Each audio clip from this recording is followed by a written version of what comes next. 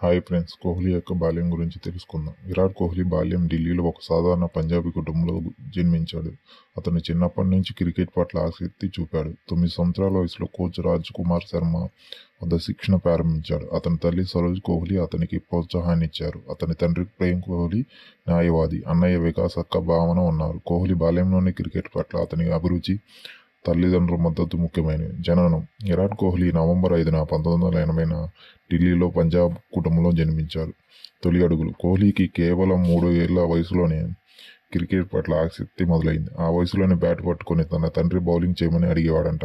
Cricket academy: 1998లో Kohli 9 ఏళ్ల వయసులో ఉండగా ఉత్తమ శిక్షణ కోసం అతని తండ్రి పశ్చిమ ఢిల్లీ క్రికెట్ అకాడమీలో చేర్పించారు. కోచ్ రాజ్ కుమార్ శర్మ దగ్గర ఆయన శిక్షణ పొందారు. ముద్దు పేరు: చిన్నతనంలో కోహ్లీకి ఉన్న ఎయిర్ స్టైల్ చూసి తన కోచ్ అతనికి చీకు అని పేరు పెట్టారు. ఇప్పటికీ అతని టీమ్మేట్స్ అలాగే